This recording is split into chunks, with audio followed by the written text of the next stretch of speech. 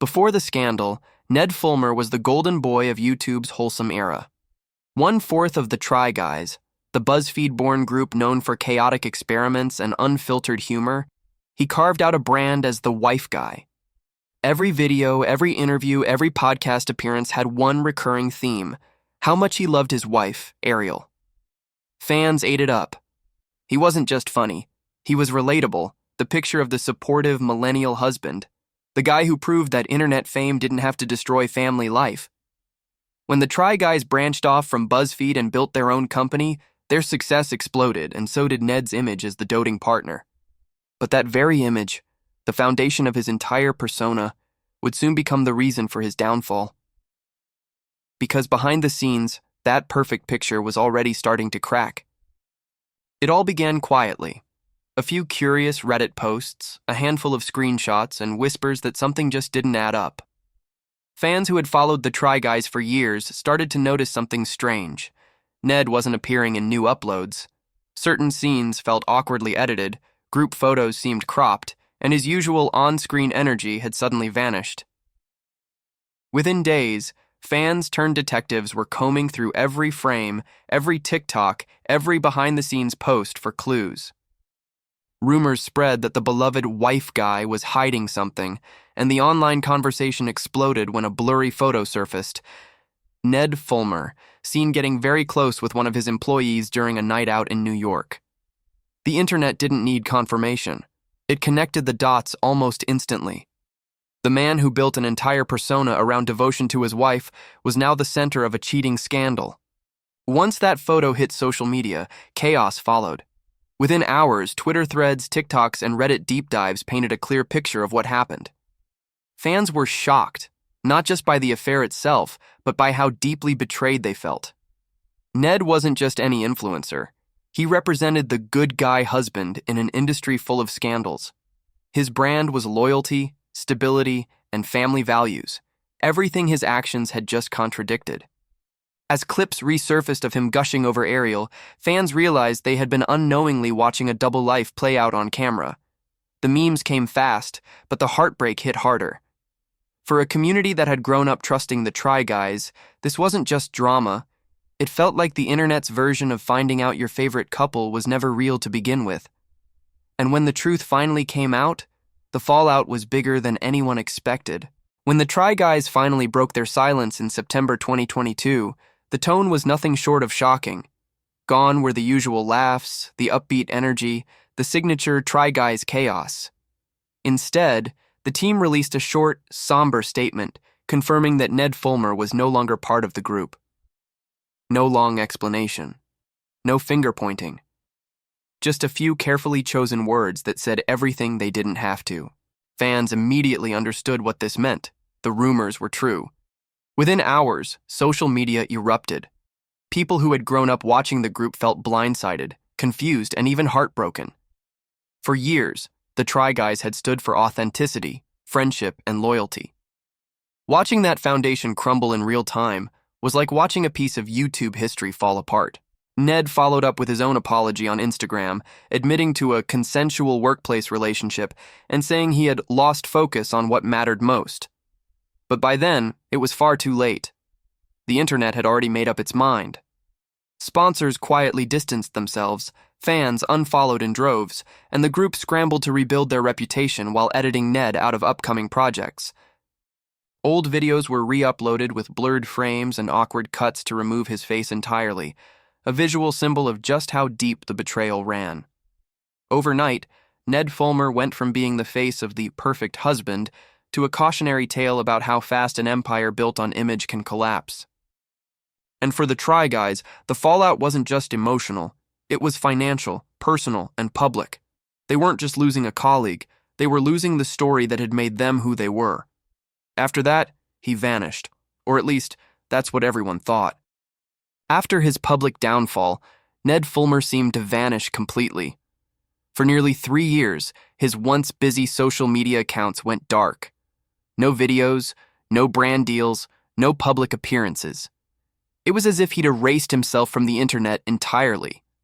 Fans speculated endlessly about what he was doing. Some believed he was focusing on his marriage, while others thought he was quietly plotting a return. What made the silence even louder was Ariel's disappearance, too. Once a fan favorite known for her warmth and relatability in Try Guy's videos and You Can Sit With Us podcast episodes, she suddenly went offline. To many, that said everything. The Fulmers had retreated from the spotlight to pick up the pieces of a life that had fallen apart in front of millions. Reports at the time suggested they were focusing on co-parenting and protecting their children from the chaos online. Those quiet years were strange in the world of YouTube, where most influencers chase visibility. Ned chose complete isolation. And in the fast-paced landscape of internet fame, 3 years might as well be a decade. The Try Guys moved on. Ariel found support from fans who empathized with her silence, and the public slowly stopped talking about him. By 2024, his name had become a relic of old internet drama, a cautionary tale that people referenced but rarely revisited. That's why when Ned suddenly resurfaced with a brand new project in 2025, it didn't feel like a comeback. It felt like whiplash. The man the internet had collectively canceled was back, not to apologize, but to reinvent himself entirely. And that reinvention came with a project that no one saw coming. In early 2025, Ned Fulmer made his most surprising move yet, a sudden re-entry into the spotlight with a brand new podcast titled Rock Bottom. After 3 years of silence, this was his official comeback moment, and the premise couldn't have been more on the nose. The podcast promised to highlight people who had hit their lowest points and rebuilt their lives, a concept that mirrored his own downfall almost too perfectly. On paper, it sounded like the redemption story fans had once hoped to see. But the shock came when Ned revealed that his very first guest would be none other than his wife, Ariel Fulmer, the woman whose heartbreak had been broadcast to millions. Fans were stunned. Some believed this might be a public sign of reconciliation, while others thought it was tone-deaf and exploitative. When the first episode dropped, it didn't deliver the redemption story Ned may have hoped for. Instead, it turned into one of the most painfully awkward interviews on the internet. Ariel didn't sugarcoat anything. She looked him in the eye and said she still hadn't forgiven him. She described their relationship as strictly co-parenting, emphasizing that they were no longer romantically involved. The honesty was brutal, and while many respected Ariel for her composure, viewers couldn't understand why Ned would broadcast that level of discomfort to the world. Some saw it as a genuine attempt at transparency. Others called it performative damage control. The backlash was swift. People accused him of using his wife's pain as content, of trying to rebrand without truly taking accountability. What was meant to be a redemption arc quickly spiraled into another PR disaster. And just when everyone thought he couldn't make a stranger career move, he shocked the internet again, this time by stepping into the ring. Just when it seemed like Ned Fulmer couldn't shock the internet any further, he did something that no one, not even his harshest critics, could have predicted. In October 2025, the former Try Guy announced he was stepping into the world of professional wrestling, debuting with All Elite Wrestling under the ring name Nasty Ned. The announcement spread like wildfire across social media, with most people assuming it was satire or a parody bit. But it wasn't. Within hours, photos surfaced showing Ned ringside at an AEW event in Florida, fully geared up and participating in what appeared to be a legitimate, though untelevised, match. The internet couldn't believe it. The same man once known for baking challenges and family vlogs was now throwing punches in the ring. What was once a wholesome YouTube image had turned into something out of a fever dream. Fans were divided between laughter and disbelief.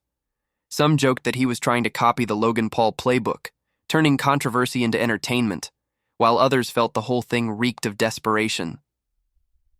Wrestling insiders confirmed the debut had been quietly planned with AEW staff, but no major televised appearance was in the works, suggesting this might have been more of a test run than a real career pivot. Still, the bizarre reinvention raised a serious question. Was Ned leaning into the villain role intentionally, trying to embrace the image of the fallen good guy? Or was this yet another attempt to reclaim public attention after years of being exiled from YouTube? Regardless of motive, the move became an instant meme. "Not on my 2025 bingo card," one fan tweeted, summing up the general mood. It was weird, chaotic, and somehow exactly what the internet expects from a redemption arc gone off the rails. But as strange as Ned's wrestling debut was, his next move blurred the line between comedy, confession, and crisis even more. By late 2025, Ned Fulmer seemed determined to rebuild his reputation, no matter how awkward or unpredictable the attempts looked.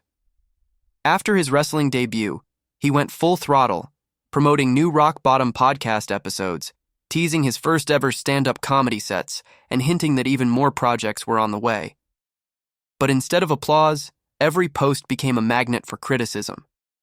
Comment sections filled with reminders of his past, fans calling him out of touch, manipulative, and desperate for relevance. Each new idea, whether it was wrestling, podcasting, or comedy, felt less like a reinvention and more like a man grasping at anything to stay visible. The irony wasn't lost on viewers. His show was meant to inspire redemption stories, but people accused him of using it as a mirror for self-sympathy.